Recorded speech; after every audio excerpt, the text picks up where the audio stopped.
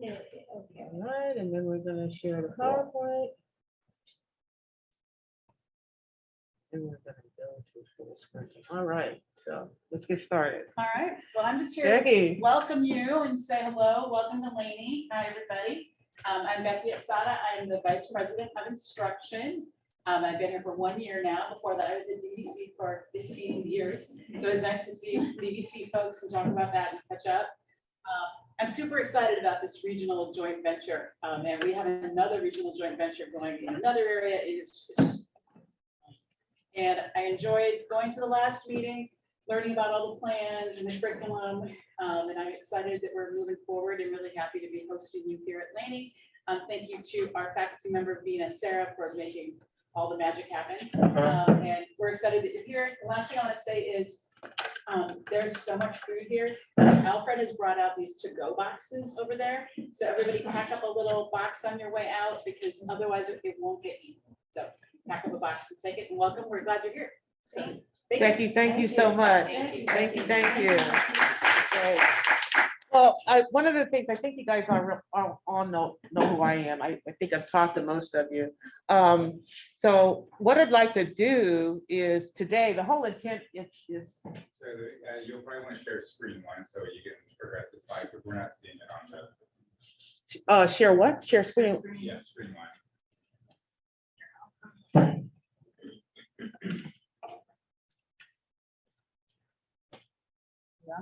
Yeah, so let me go to my video and I don't use my Mac much for presentations, so you guys have to be patient with me. So I'm gonna go. Is that a setting that I have to do in Zoom or on the on? Stop your share. Just Stop stop. share. Yeah, okay. And then we go There's a Again? share screen in the middle there. Yeah. And then desktop one. desktop. And then you just click from your PowerPoint. I can be a clicker. Okay, I got it. So I can't go full screen? You can. Oh, we should see it later. You got it. Good.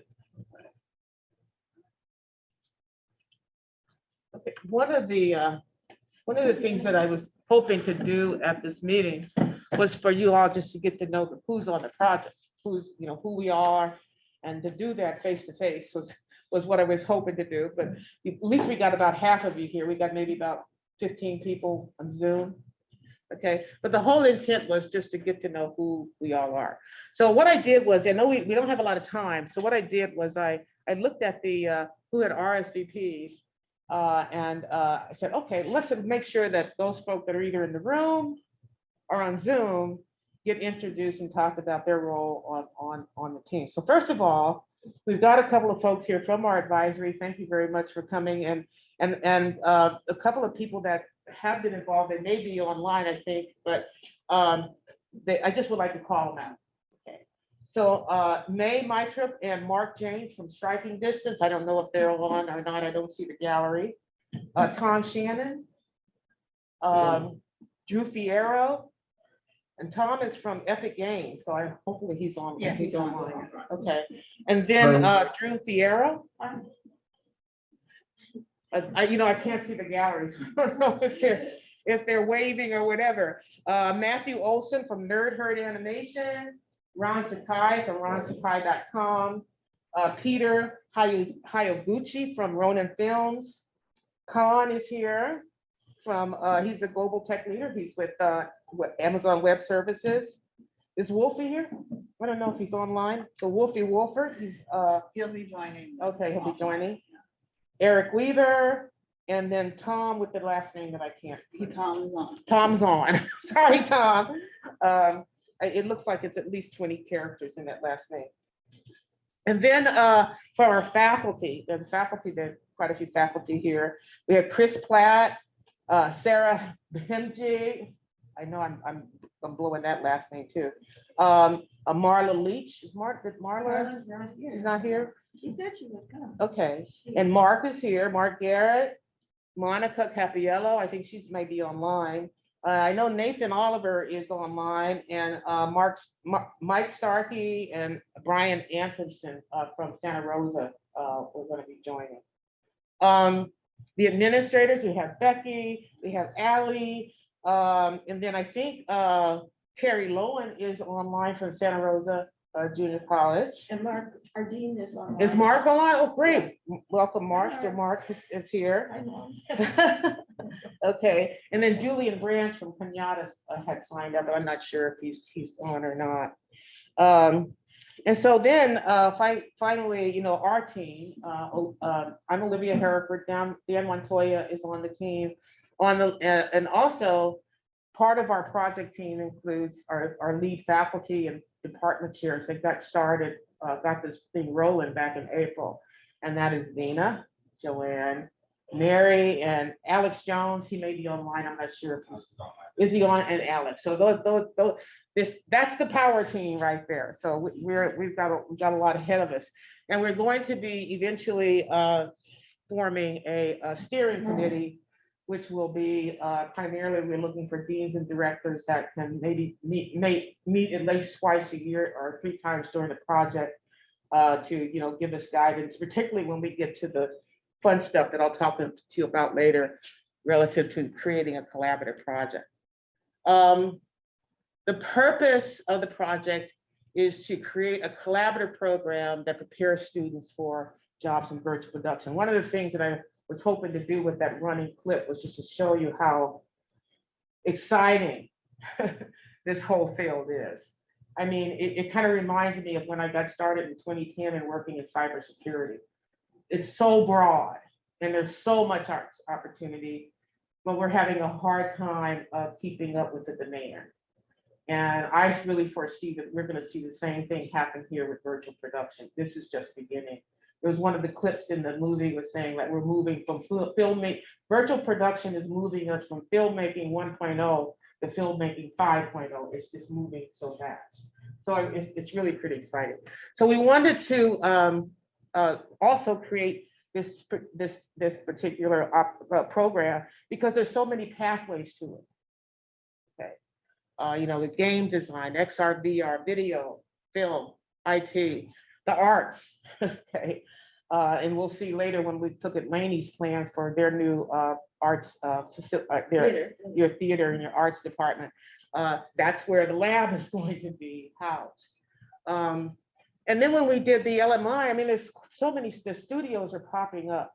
There's 120 when we did this report doing virtual production.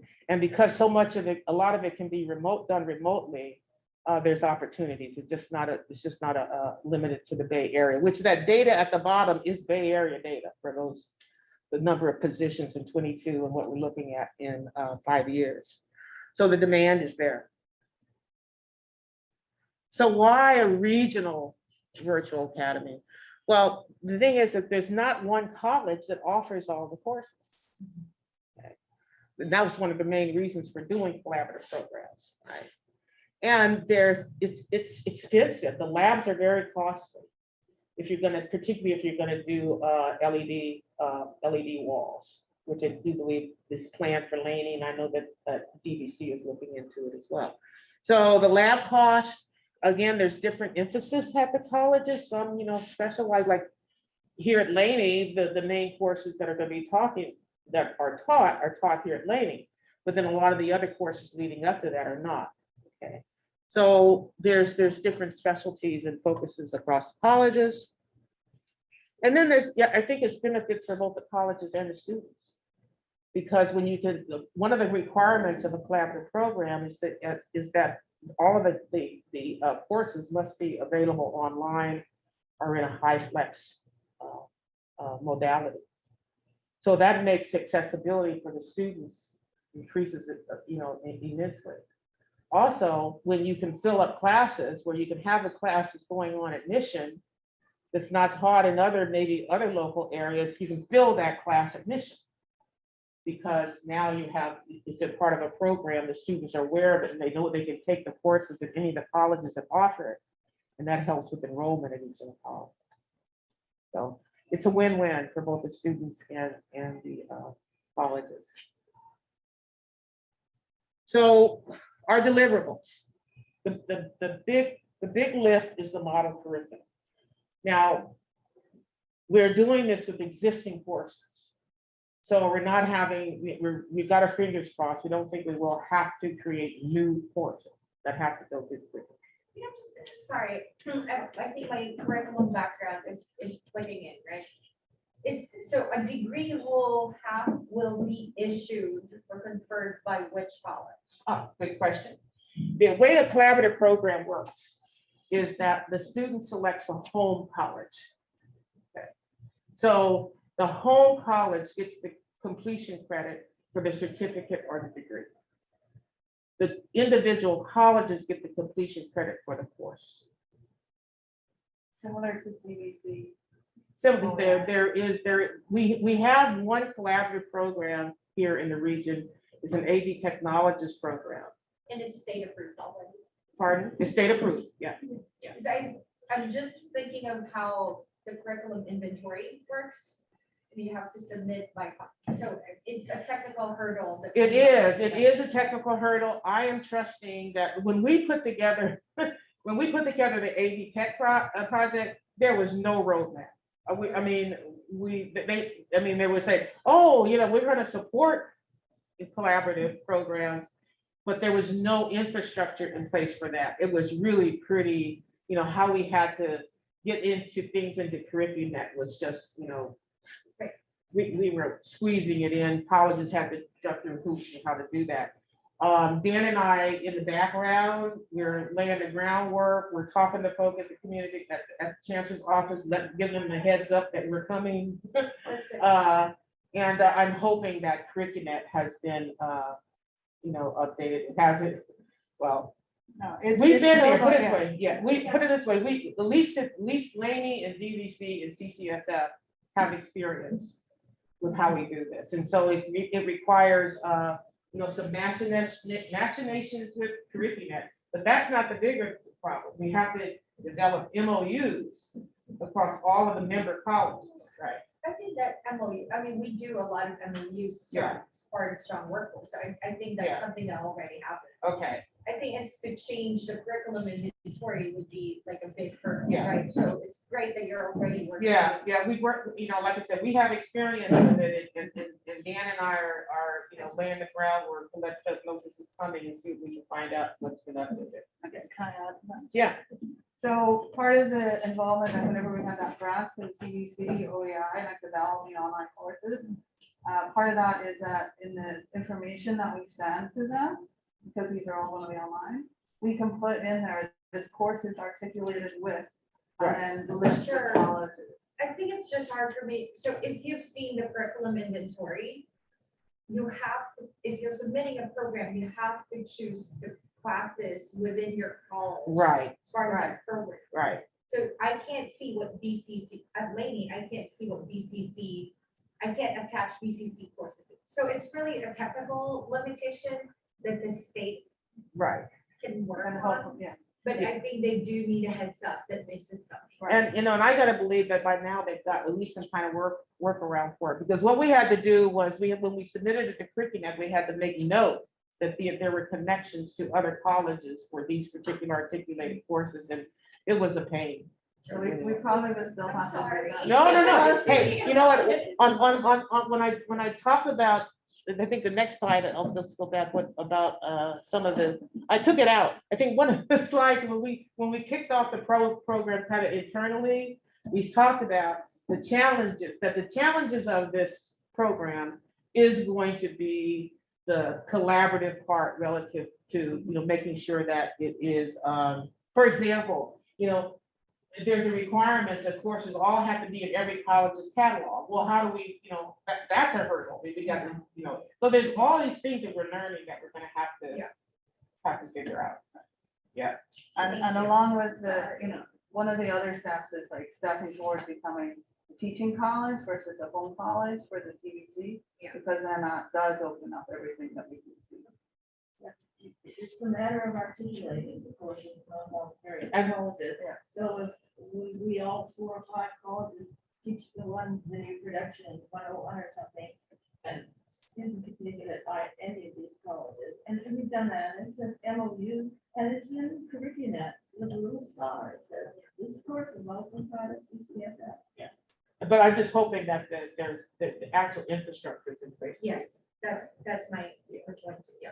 And Ally, just to add to that, I mean, so there's one example of a collaborative program that the chancellor's office has asked us to reference, that's a cybersecurity program. So we're gonna reach out to all those colleges and see what we could learn, how they got kind of through the process and stuff like that. Go So- ahead, I'm sorry. No, but these are the questions we're expecting of you, because we're gonna have to come back to you, Becky, and say, okay, it's time for us now to start getting some help from A&R, from the people that, in other words, to reach out to those departments that haven't been involved in the program. So we want you to understand, that these things are coming. And that's the whole one of the reasons. Becky would love to help. All right, so anyway, what Dina was referring to is articulating the courses across the colleges. The faculty on the team are going to start some working sessions in September. The first thing is to define the course sequences. What courses are going to be required for the certificates that we want to offer and for the AS degree. Okay, so we've started on that too. We've been mapping the courses. We started mapping last spring, and we'll pick it up again in September. Once we've done that, we have to then articulate the similar courses across the college based on obviously student learning outcomes, and those student learning outcomes matching to the competencies for the job we've been hearing. That's the other thing we're working on too. We're getting feedback from faculty, from our advisory and our industry folks on what are the competencies for certain types of job categories. And so we're going to match those up with student learning outcomes, and then start define the model curriculum, then go through the articulation of the common courses, and then go through the curriculum approvals and the MOUs. We are already starting to talk about internships. We had a great meeting with Striking Distance. Dan and I did last week. Alex Jones has been doing some incredible work with apprenticeships, so we're going to integrate those into the program. And then the other thing we'd like to do is maybe have in spring do a capstone with one of the virtual production sequence, the courses in the virtual production sequence at other colleges. And then shooting to open up the academy and start publicizing it in catalogs and in marketing that we're working on to get it out there. Open up the academy with a big announcement next fall. In our RJV, we targeted as an outcome that 4,000 students enrolled in the program across the region by fall of 24. So that's the metric that we're going through. Does that make you shudder? We can do it. Ah, you can do that, right? What's the marketing rollout? What's the go-to-market strategy? Well, one of the things that we're going to show, and I show a little bit, one of the things that we're starting to do for our projects is develop web pages off of the BHCCC website. And then we also, as part of the team, we've got a marketing strategist, Lauren Tabana, who you've seen, is the person that's going to help us with that. But we're going to want to do like, information. We did a lot of current media, just by virtue of being collaborative for the first time. That could be an easy low-hanging fruit. Yeah. So, Ready for TV? hey, well, I think DVC is making a video, right? You're starting to make one, so. We are.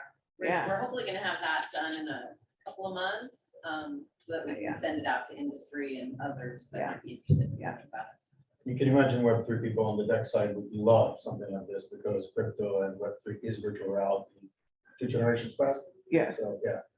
that would be great. That would be great. So with your timeline, you're projecting that you're also going to go through strong workforce round 8, right? Well, I think round 7 is gonna go. I mean, we're already starting to think about a second proposal for round 7 for the bachelor's. Wait, you're in round 7. This is an RJV 7 project. So you're thinking of also going through round 8, right? Yeah, it really depends on where the funds, I'm being told there's still lots of money left in RJ7. RJV, I mean, for The the state round 7. hasn't really issued the Yeah. allocation, so we don't know yet. Yeah, that's what I'm hearing. We'll take guidance from the region. When we did the proposal, we said it would be a 2-year project. but the budget that we submitted was 1 year. But we felt it was gonna be a 2-year project if we decide to pursue the bachelor's. But it would also be nice to talk about how to institutionalize the budget needs into the different institutions that are partnering on this one, so that we're not completely dependent on the region, right? Duly noted. Yeah, duly noted. This is recorded. Thank you. It's I mean, the regional projects are getting more and more competitive, right? And so I think it would just be great to have a plan just in case. Yeah. But I think just the whole budgeting plan, I think when you have multiple players, to have some kind of process that everybody follows. We're finding that out right now Oh, yeah. and looking at how we do the local part of the local share of the regional funding to compensate the faculty for their time, and everybody does it different. Yeah. So that was a learning and duly noted going forward. So far, member colleges, we've got 7 who said, yeah, we're in. And we're College of San Mateo is still contemplating. And the DVC is the fiscal lead for the project. And this is the structure. So the project team, you know, we're the day-to-day, okay? The project management, the coordination, communication, and we meet weekly. We haven't established a steering committee. I do believe we really want to get that established probably by October. You know, we need at least 3 or 4 administration level people on the steering committee. And that's making decision-making and interfacing to other parts of the college and other administrators when we get to that point where we're doing, working on the collaborative degree. Then the faculty working group, again, they're the ones that are going to start meeting in September. They're going to have 4 meetings to do that long list of deliverables around the model curriculum. And then the regional advisory. I was just so impressed with the feedback. We, with the help of our team, Mary and Joanne and Alex and Vina, pulled together an advisory, our first advisory meeting in April. Very well attended and excellent feedback. So we're, staying in contact. Really appreciate your participation in joining us and giving us feedback. Really, really appreciate it. In fact, it's interesting, a lot of the work that Dan and I have been preparing for kind of like a brainstorm, and Joanne as well as some of her faculty have been preparing some ideas about what some of the job categorizations were and what some of the titles were. It's really interesting. I went back to the notes from the advisory meeting in April and I'm saying, well, that's what they were telling us. So it's really great. So this group will probably only meet biannually. We know they're very busy and we don't want to take a lot of time, but we will kind of like captain when we have questions. We're going to be doing a brainstorming session on continuing on campus on the competencies on Friday, and we're going to run that past them. So that's how the project is set up. And here's the timeline. I think this is assertive. But we do want to get the curriculum in the approval process by October. So the faculty are going to be working hard on this in like I said, 4 sessions in September, so that we can get this started in the process. And then actually get it implemented, start to get some of it on the books, and getting started with actually getting it in catalog, I want to say in catalogs, but actually start to actually have a model curriculum. I don't know if we're using the CIB model where we're going to assign descriptors that would be common across all colleges, because you can look at our courses and you can see that everybody has a different naming convention. So that's part of what I mean by implementation. A lot of this breaks out into a lot of steps. We want to get that done by November, start marketing and promoting it in in December through June, just start getting it out there. And then if we can, we'd like to pilot have one of the other colleges, other than Laney, pilot one of the capstone classes and see how that works out at different colleges. And then open the academy in fall and then start thinking about applying. We did apply, didn't we? We submitted an interest. We submitted an interest form. That is the first step in developing a bachelor's. Isn't the degree. deadline though coming up for the application? Pardon? The deadline for the application is coming up. I think it's. I think it's ongoing, if I'm not mistaken. Yeah. I think it's twice a year, if I saw that correctly on the website.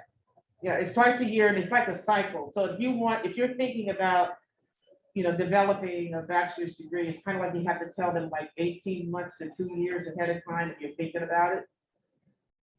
Part of the process. So anyway, so that's a real high level timeline. We have the next thing on our next big bill is our working sessions, and we're going to do them at DVC, and they will have a virtual option as well. So it's where people can't attend. We did the first mapping virtually, so we can do it again if we had to. But it's really nice when you get everybody in a room with post-it notes and things like that. But Dan is a mural expert. He can use that as well. So we've got a lot done. Like I said, we had our first advisory meeting.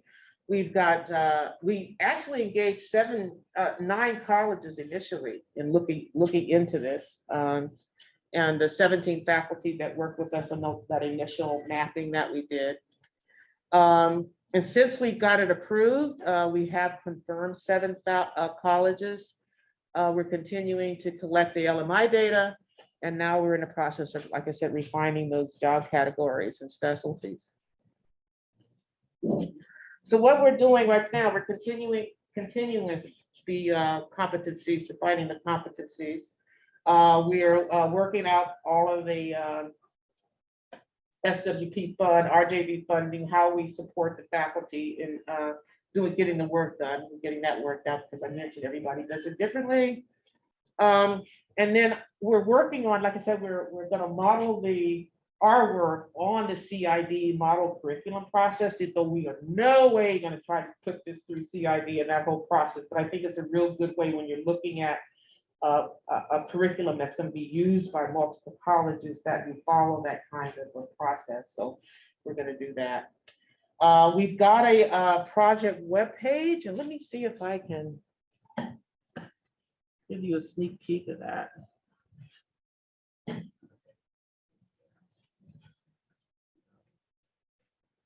me go to that.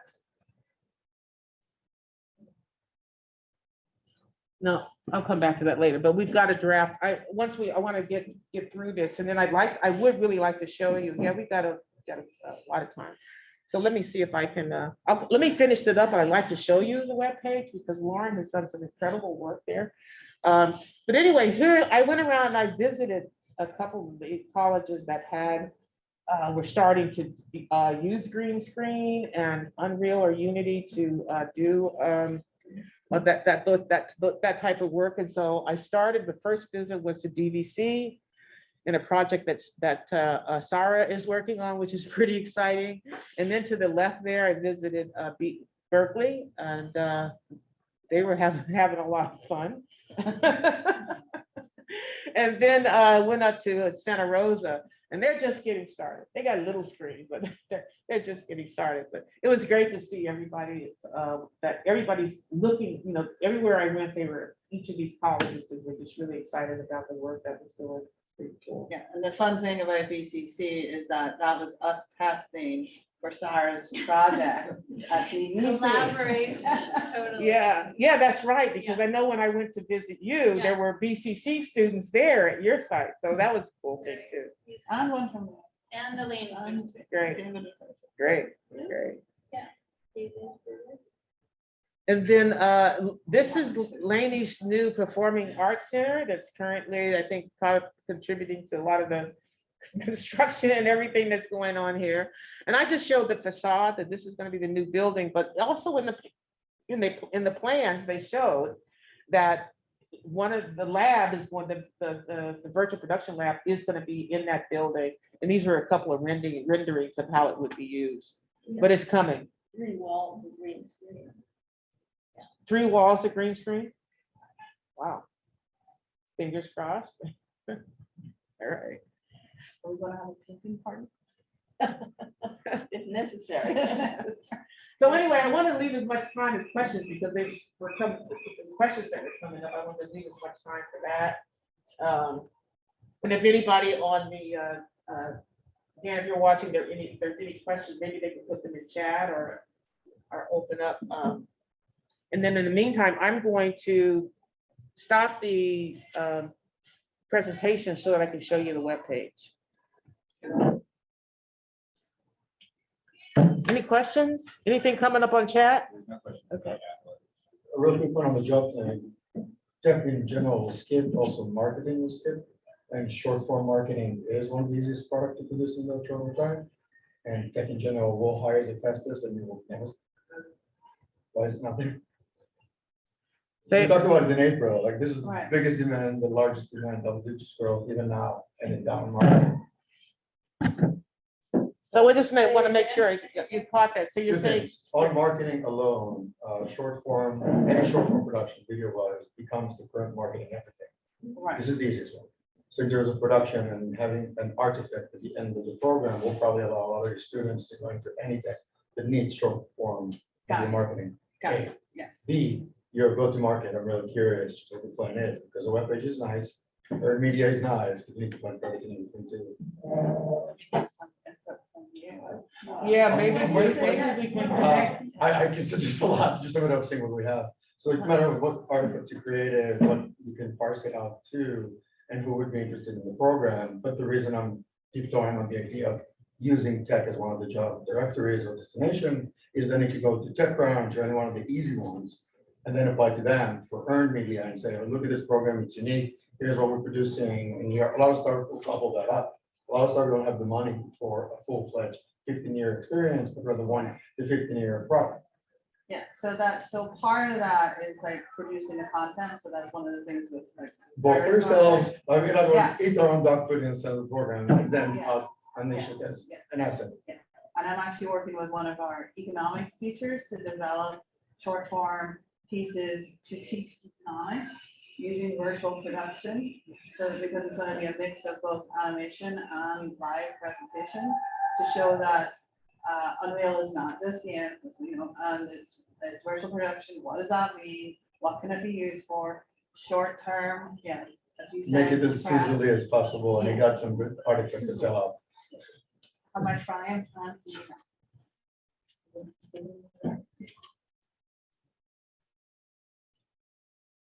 But it is a good point on the marketing part that I still have to work. And I'll be able to look at the program. That's it. And suggest marketers go way better than me. Okay. Because this is new, like this is like, we're doing it because like we're excited about working together, collaborating over like a number of colleges. Get exposure for that. Yeah, we'll get exposure to that. Just sell it. And as we're exposure. changing, yeah, we're changing the way that education's delivered. Taking the COVID lessons. That's the Marketing kind of provider community, is that like the kind of the tech, Yeah, there's the tech world, and then absolutely. there's also like the Oakland Bay Area. Figureheads. Yeah. But I was thinking about Sand Hill Road, and then I thought to myself, don't go to Venture Studios, this is not what you time. But maybe later. Yeah, because I've been talking to some of the smaller companies, like the advertising companies that tend to freelance all of their work so that they have, they hire their artists as freelancers, right? They don't hire. You don't pay health insurance. Yes, to they don't freelance. pay That's the health simplest, that's the Yeah. simplest. It's a gig economy. But some of them don't know about virtual production and how that all comes together. So there will be an opportunity to educate some of those smaller companies on what can be done very quickly. And onboard them to say like, well, if you're going to hire gig economy, well, then you might as well hire these students because they can do it live under no illusion, all economies are gonna be gig economies down the road. It's already happening Yeah. post Great Resignation right now. Just a matter of basing it towards education. Yeah, we're catching up. No, you're actually addressing the biggest need in the market right now. Yeah, things are changing so fast. Yeah, one of the whole intent of the initial webpage is just awareness within the region. Kind of more like letting, it's awareness within the community college, our students. But then when we go out, we haven't really started that. So is the webpage for students or is it more for just regional collaboration? The intent is for both, is to make, first of all, it's starting for us, really, to just, so that we have a place where we can go. Let's say, for instance, you would have, like eventually the video will be, you're talking to somebody about the program internally, or, in your network, faculty, et cetera. It would be one place to get the information about the project. So it's just a start right now. Again, and this is a webpage off of the baccc.org website. So we have to comply with some of the branding and stuff there, but they're starting to get it, that this is a way to make all of the colleges in the region aware of projects like this going on and what the results were. We do a lot of these projects, people go off and do them, and then you don't hear anything more about them or how they went or what the outcome was. So going forward, I think there's an interest in the region to make sure that people are aware of the work getting done. Yeah, could you just go into the web Yeah. site a little bit more? Is Okay. there a way to move the little pictures to the right? Yeah, I'm gonna. Well, while she's doing that, Television, you're just keeping up on that, just keeping up on marketing. Marketing addresses all platforms, always. I know. we're also going out to conferences too as well. And in October, we're going to the NC. Yeah, National Career Educators. Something or other, yeah. So we're getting word out among educators and different schools and stuff like that. It gradually will grow. National Conference of Workforce Educators. Yeah.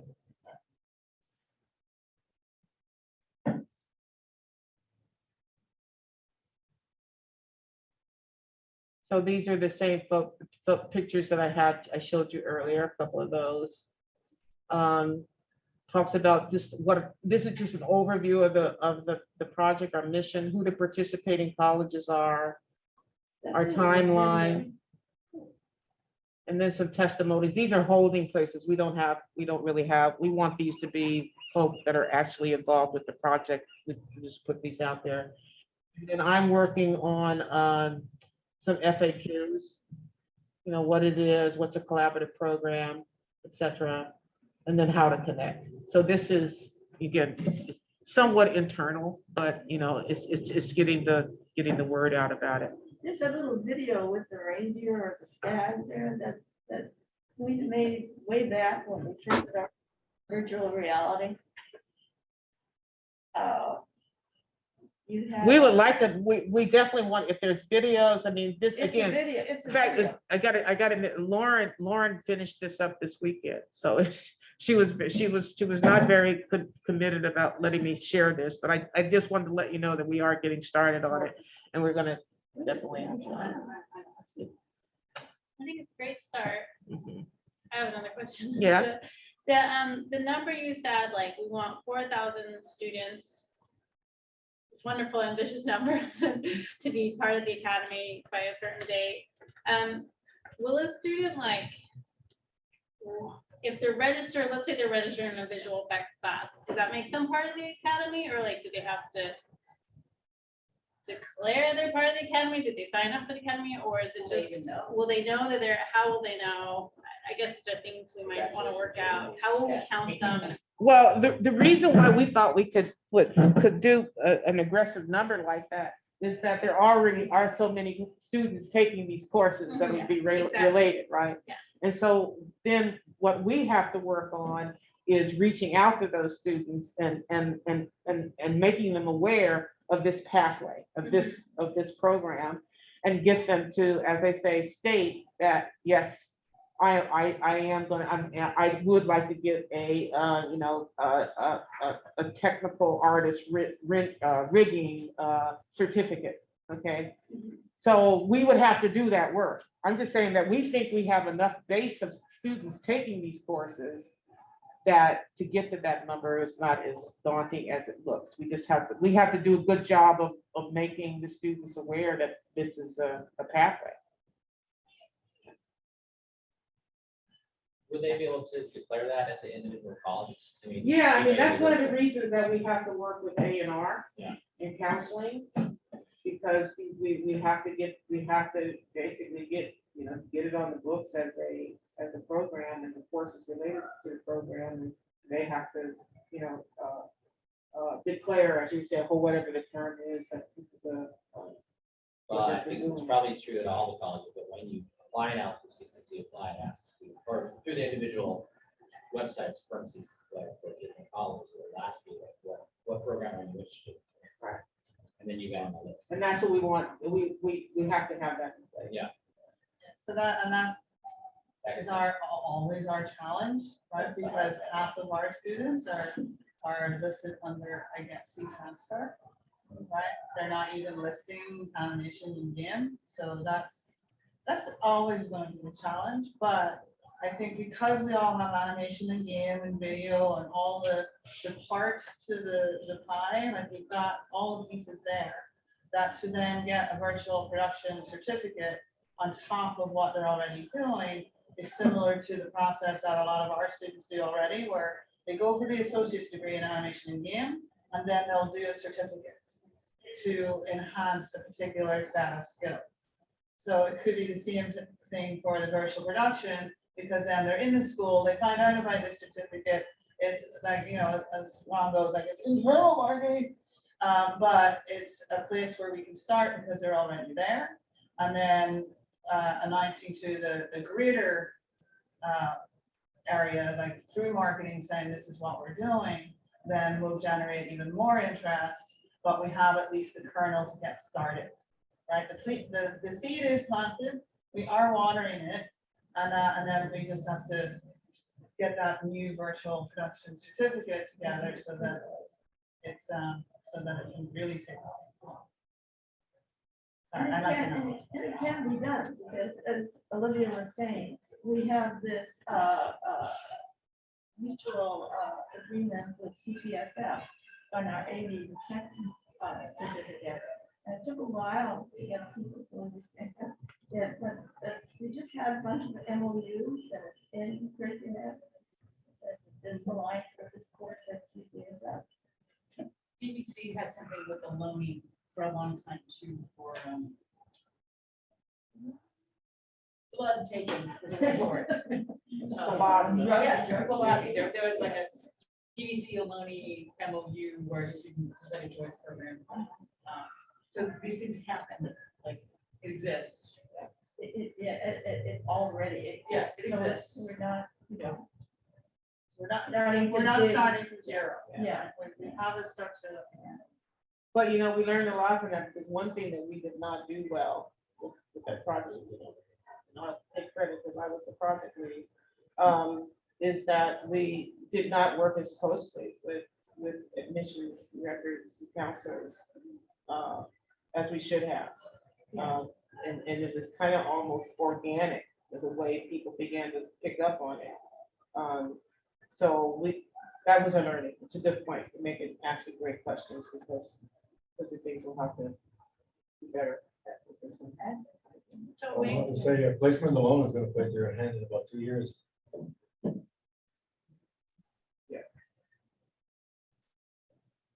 I don't know if it's been announced or not, but the virtual production certificate that I wrote for Laney was approved last week by the state of California. Yes, we mentioned, Coena, that we're only going to be using courses that have been approved. We don't want to, we, in fact, I thought your program was already approved. It was. Is it officially, it's official now? It's official now. Okay. It went to our It just was hung up at state. Oh, okay, so you meant at the state level? Okay. Yeah. It was what Right. you- Okay.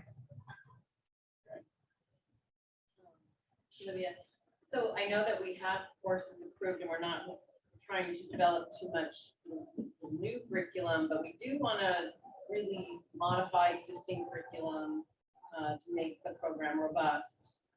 That's correct, right? So Right, that right. is what the faculty work sessions are. So Right.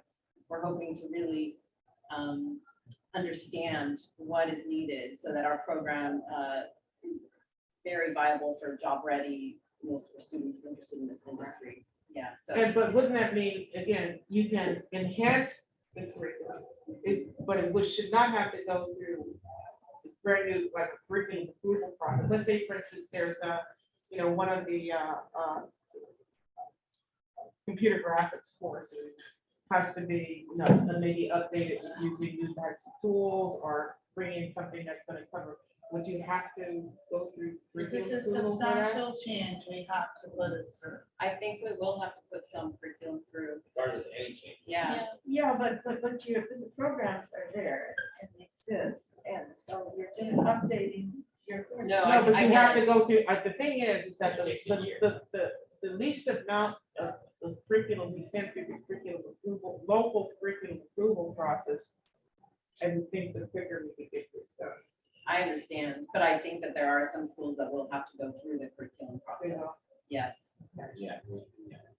Well, we need to take an assessment of that, because that's gonna affect our timing. If we don't get things into the approval process this fall, that means we're waiting to spring, right? And it could be that there is a school out there, or we have enough courses between all the schools so that we don't have to do that, but schools will have to put courses through curriculum.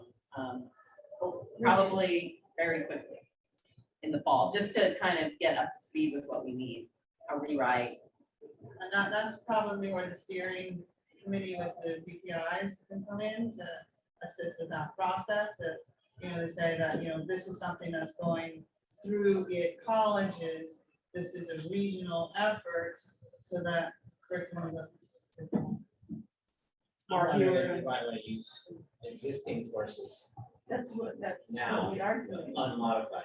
Because, Unmodified and then update. and then, as they get updated, because our timeline is like a year to get any change through any course. It's a minimum of a year at most Yeah. colleges. However, the content and curriculum, if it's not, does not have to go through. There are only certain things that if you change the name, if you change the number, if you change the prerequisites, but not the content, which is very interesting. So if it's not a, completely rewritten content or something, you can. Ours do, I mean, I don't know, different schools have. Yeah, but I do feel like to be robust, we're gonna have to modify our curriculum. Yeah, so it is, Absolutely, it's I gonna agree. be a 2-year process to get model curriculum, where we're sharing numbers, sharing names, all that sort of thing. That will be the challenge, but we can use existing courses as they stand to get started. To get started, and so to go back to what you're saying, Mark, you're saying what we may have to Do do. like a is that V1 we- version. Yeah, we have version 1 of the model curriculum. Version 2 is going to include some enhancements to some of the courses. Because That we we have to could take get started. into account all those written courses and anything like that. And then you can have it more closely knit together across colleges. But right now, it's almost like an articulation agreement, an MOU, like you said. Like this class is pretty close to that class. Let's put those two Yeah. together. That's exactly what we want to do, probably in the second working session. Also, you have some, you said no, sort of not taking any new course on, but there's some colleges, like Laney, I know has a virtual production course, I believe already. Yes, a whole, so like if other colleges in the region want to teach those courses, they're gonna have to put them.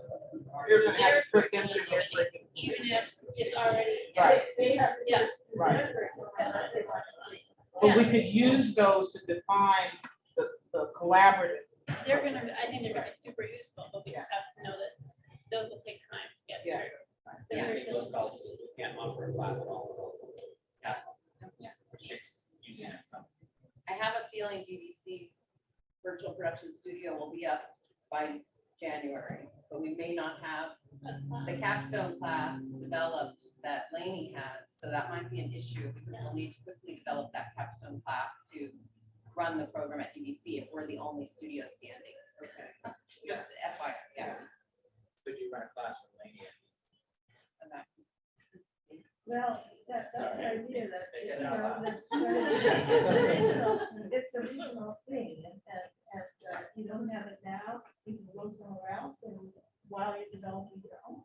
So that's- Yeah, but it's just if we really want to get it going with the studio in place, we may have to think about that at NBC, I guess. well, Yeah. Yeah, so getting the capstone courses through the DVC curriculum needs to be a priority if our studio is going to be used in the spring of next year. Can you stagger the requisites continually? Like these courses can go first and then wait for the one. Yes, of course, Can you but stagger like, them? it takes a year, obviously, so we would want to maybe match outlines quickly to Laney, put them through our curriculum, get them into the system and approved for next year. We still have the time to do that, just we have to jump on it. Okay. Thank you. Our timelines are, I have 4 weeks to get anything in that's new or revised. Yeah. For now, For 4 weeks for 4 what? weeks from now, so September, No, oh, that, wait, that's I exactly think it. it's less than 4. That's exactly it. how often, That's how for often next does year. the curriculum committee meet to review? It's different, like, maybe Different it's for every twice, college. twice a month that the curriculum committee meets, but once a month that the, for all the district. We have, yeah, because we have the, The CIPD. We have to make who note is- of that, Dan. We need to get a tally on when everybody does what. It seems like the first napkin session is really, really important.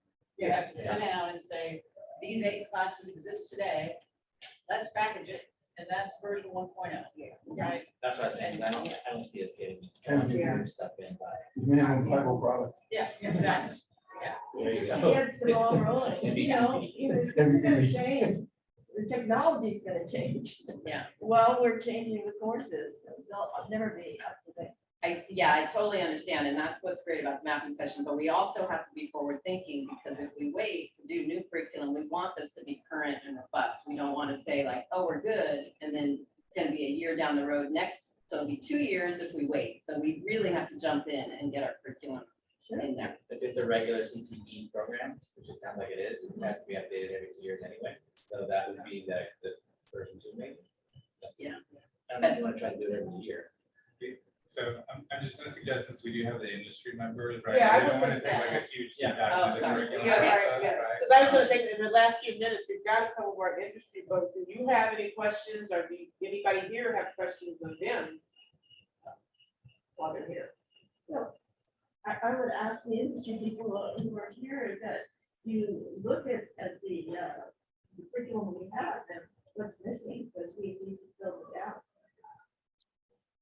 So we do have that kind of in the timeline, being right after we come together with those working sessions and we put together version 1.0. And we are gonna That's circle what back plan with to go back. industry members and have them review what we have put together. And are they gonna, I know, oh, I do see a question in the chat from Tom, one of our professional members here, and he says he has to leave to go to another meeting, so I thought I'd bring this up before he leaves. He'd like to learn more about how the practical aspects of the program are developed in line with the industry needs and the way the creative aspects and film language are evolving. So that sounds like there should be some industry at the work groups, at least. If it's possible. So Tom had volunteered actually in that last meeting, that if he's available, he may be attending. The working session? I mean, we can follow up with him, right? It would be, that would be fabulous, but I'm just concerned that they would be able to sit through. Great. Yeah. But so I think that's where the debrief with industry is, just to Yeah. validate what we put together is gonna be important. That's where we can invite all of our industry members. You just make sure that we do have all the aspects that are in line with industry. That's my best attempt to answer that question. I something also, we have a brainstorming on competencies this Friday. And I think maybe that's something that we can invite.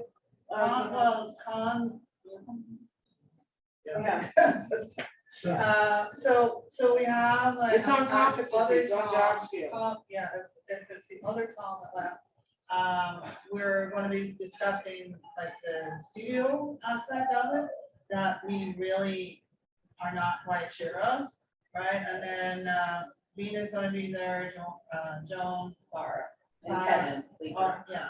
Yeah. And any other faculty that want to be there, like, Karina, I know you have class, right?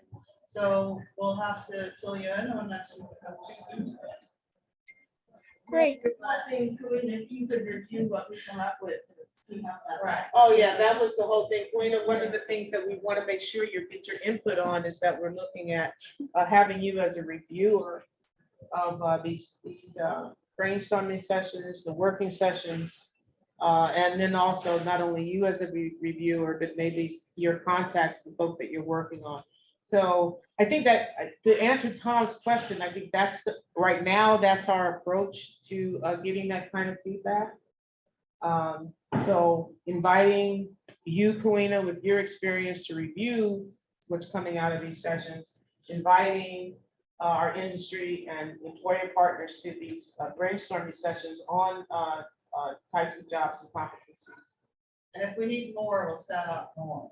Yeah. So, because it's, because we essentially take industry's input and then convert it into a collection of classes that becomes a certificate. And then we do a check back to make sure that our actual outcomes of the certificate are what industry told us the right stuff. So it's not a linear process. Yeah. At all. Yeah, and we really, this is part of our regional collaboration, is hopefully we expand our industry advisory board collectively. And we really, our goal is to always stay current with this program and not to become outdated very quickly. Because we want to be constantly changing and adapting to the needs of what's out there. I'm happy to review. I just, Tom and I both sit on the Entertainment Technology Councils, which is an R&D sort of think tank for Hollywood studios, the virtual production, education and training subgroup. And that was a prime issue for us this morning in our meeting this morning, was discussing training and making sure that that folks are being trained with industry needs in mind, and how do we tackle this issue and getting colleges on track. I mean, although colleges can have, every college is going to have their own curriculum, but we would like to offer some guidance and a sort of a North Star to keep colleges sort of on track with the needs. And so these are part of ongoing meetings and discussions that we're having in my working groups on education training for virtual production. And Tom is in those meetings with me as well. So I'd love to review, because this is an issue we are seriously deeply considering, and want to make sure that we don't diverge, that we stay on a parallel path. And that's exactly, I think we have the same goals. And we want to also start thinking of ourselves as an academy, as opposed to individual colleges. And so we've got to keep the academy's curriculum and certificates current. Can you put up a list, because I got here a little late this week too, can you put up a list of the classes that are going to be offered in the academy yet? We haven't got there yet. You're not there. That's the, I mean, we have a mapping we can show you, which is kind of an initial mapping. Are you guys also thinking about, I'm not a part of this particular process, but how much remote versus in person? All collaborative programs must be offered online or by Plex. That's a requirement of the program.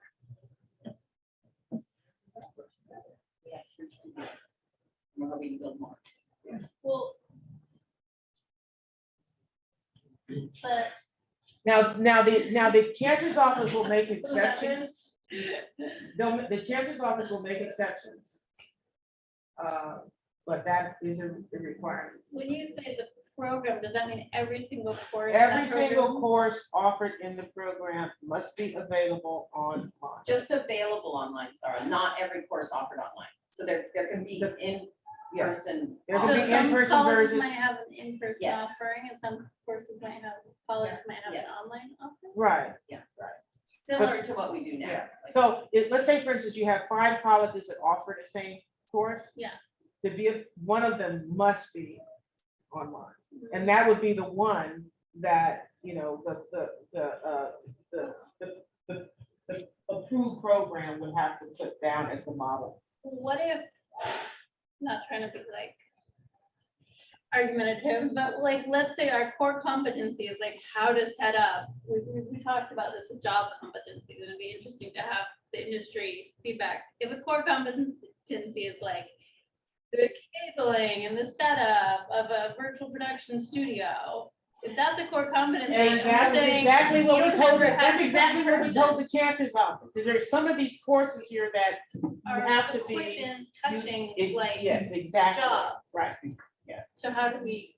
That offer would be equipment the touching exception. jobs? So there are exceptions. That would be possible. the exception. Okay, well, as long as it's exceptions. And but are see, possible, but I'm you know happy. what we have to do? We then have to convince the chancellor's office Yeah. that we can make that course accessible. So what are we doing for those students who have to take a course with a hands-on type course that live in Santa Rosa and the class is being taught at BBC? But isn't that why we're building multiple? That's why we That's want why we more want studios. That's why I'm so excited to have Santa Rosa join because, Yeah. you know, and I wish I had somebody, you know, even farther south than Mission, you know? Just very briefly, in the Peralta district, we are not allowed to teach HighFlex. It is not a contract. It is not a contractually approved way to be teaching classes. Okay. We cannot schedule in the HighFlex modality. And until that contract changes, as the Rvpa, I cannot assign anybody to teach HighFlex. But that was only thrown out by the chancellor's office, that if you could do it this way, can, you know, can you do it online or HighFlex? We can do it online, or we're gonna have to justify an exception. And Sarah, what you're bringing up is exactly what we're talking to them about.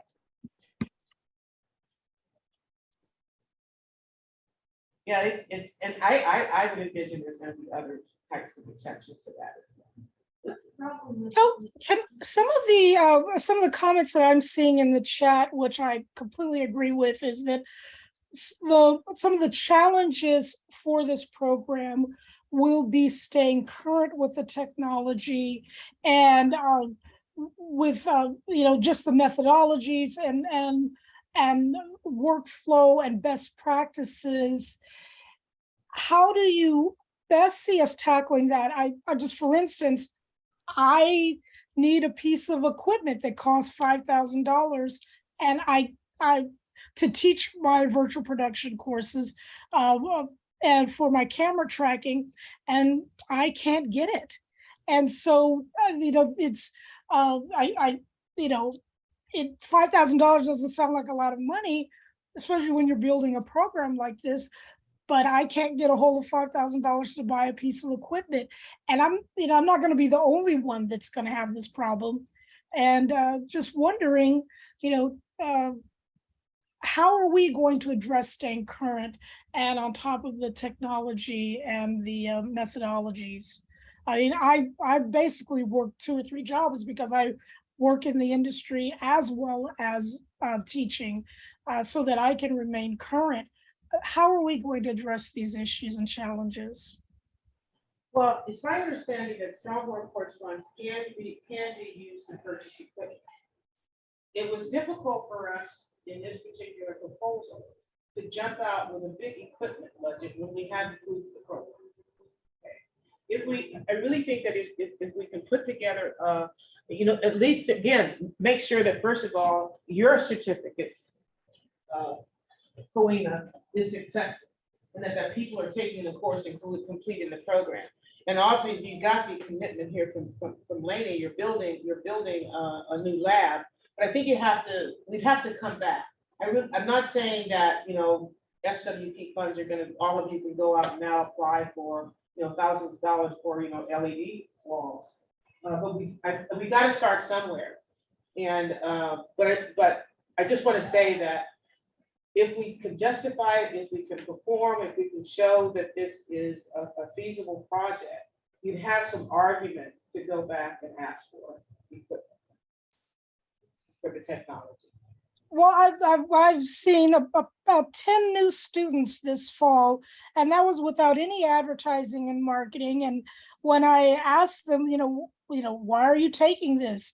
They all said that they've been hearing this groundswell about, the urban legend of virtual production, and they were trying to find a place to get trained in virtual production. And so these were people that are brand new to the community college system. And many of them were photographers, videographers, people that have been doing freelance work in the industry, and were looking to upskill and get the training so that they could make more money and that they could have more access and opportunities. So the word is out there, and people are looking for a way to get in on this gold rush. But we do need to be able to make sure that we can provide the tools and the training. That's what we hope to do. I mean, that's the objective. I mean, my vision for it is if we build robust programs, we build robust facilities, and we get industry buy-in where they really think we're delivering a workforce for them, then hopefully we can eventually get a match from industry and not have to rely on state funding. That's a possibility too. Our partner with industries that are building labs that might share them with us. Well, we've had industry talk at our advisory board about using our facility and paying for that. So there are things we could do to engage industry in the facilities that we build and hopefully get some money to.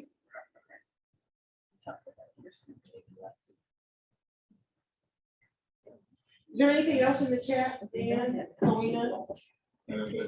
I'm sorry, I couldn't hear you. Oh, yeah, I'm just saying, thank you for watching the chat for us, because on our screen, we don't see it. Dan is watching it. Is there anything else? Chris just made the last comment that he thinks that bachelor's and master's degree students would return like as a career transfer. That was the last comment. I would agree about the master's candidates. In fact, in my virtual reality and augmented reality classes, because we also have a certificate. I also wrote the XR certificate for Laney, which is augmented reality, virtual reality. That is in addition to the virtual production one. I will tell you, I have had students from Cal State East Bay or Cal State Hayward, their MFA interactive program, who came and were sitting in on my classes because there was a lack of those who could train them in how to use the game engines and how to use the Unity engine, the Unreal engine at their MFA program. And they heard about the program, what we were doing. And so they were traveling all the way over and taking the classes so that they could finish their MFA at thesis projects and get the training they needed to do it. I believe absolutely we can attract the master's students. UC Berkeley does not have really a film production degree. They have almost a sort of a theoretical, they don't have a practical. So there is, even at the state and the UC system, there in Northern California, other than San Francisco State, there is not the robust production film and video production courses and the XR courses. And we have an opportunity because they've left the back door open. Hey, well, that's the cool thing about a lot of our career education programs, is that a lot of folks with degrees, bachelor's and master's degrees, are coming back to take our courses because they don't get the practical in the four-year schools. And some of that's going to be in our marketing. We have to help students and people already working understand that our program is going to really get them to where they want to be. And that's a lot of marketing, because I think we do. Yeah, we do a lot at community colleges that goes unnoticed by a lot of people in the community, because we just don't have the budget for marketing, but we're hoping to get there, right? Yeah. And there's a lot of budgeting because it's so unique and it's so hands-on that it will be its own thing. Yes, good. I have an animation production class this semester, and I've got 20 UCB students in it, because their elective class got canceled, so they came down the hill. And then whenever they came down the hill, they went, "You've got all these classes, we don't have them here." Yeah. So Karina's right, there's a whole additional market of the theory students in the four-year colleges that want hands-on experience, that would, jump at the chance to get more hands-on. I think that leads to a point that we should consider when doing our curriculum mapping. Is there anything about requiring CSU UC articulation in our courses? Are we planning that? There's a once-a-year submission for our courses, like We didn't, in the mapping, Yeah. the first mapping, we did not think about that. Okay. so it's a once-a-year mapping. Ours is in math. So we Because have most of UC our and courses CSU. are, like all our courses in our associate or transfer degree are approved. But if we take other courses on, Yeah, I don't see it being a transfer degree, because there's not really a Yeah. program out there, but I'm sure they'll now have electives, like. yeah, no, it's just like if we're getting UC or CSU students to come take our courses, we want them to be able to take those units Oh, so that they. towards their degree, yeah. Ah. I mean, it's just, Well, because My much of the kids, yeah. curriculum is existing, yeah. that's most- not gonna most change. of it is the Yeah, content. it's not gonna change that. And a lot of the curriculum is already been articulated, Yes. right? It articulates, yeah, so, and one of the things with this program is there's not a BA that exists, right? Right. There's not a, There's nothing to articulate. there's nothing To articulate too. our courses articulate into the programs, but there's not currently a program out there Right. that they're transferring to, Right. I guess. Right. is Which is maybe why we're thinking about. the why we're bachelor's. doing it, yeah. That's why you want to line your existing courses to the new ones too, because they're already transferred. And we want to get that bachelor's before they get theirs, because I think once they I get bet theirs. they are working on it. Are they slower than we I are? think they are. Are we still thinking about doing the stackable though and have a lower unit one as well? We talked about that in the first Because math. that might be, there's a lot of people talk about upscaling, right? There's a lot of, we get a lot of students that come in and want to take 2 or 3, 4 classes. I just want to learn stuff. I don't care about it. Yeah. Yeah. No, that's- Yeah, we do want to have the stackable. We talked about it in the first mapping, we didn't. So anyways, we're getting close to. six. Yeah, it's 6 o'clock. Don't want to be respectful of your time. Thank you for coming. Lots of food in the back with to-go boxes. Yeah. We're So gonna send thanks, draft thanks everyone for joining Yeah, thank you. Thank so you. much. The call was recorded if you missed any of it. Kalina, did you get the Vive controller working? Do you want to follow up on that? You mean the Mars? No, not the Mars. I know that's your 5K piece. The Vive controller to use for tracking in the camera. Get that working? Well, right now I'm in Los Angeles, so I'll be. Well, that's gonna be a hard thing to do. But Nate, up at Laney, he has it working, so we can do a quick little Zoom on the side at some point when you've got time. Love to. For what we're doing. I'd love to. Absolutely. Thank you. Love to. All right. Thanks, everyone. Bye, Kalina, bye, Kalina. Bye, Dina. Give me $5,000, please. I know you got it right there with you. I was getting ready to use my credit card, Queen. Oh, Mary's got the 5,000. Got it. Yeah, except I'd have to write a whole job description.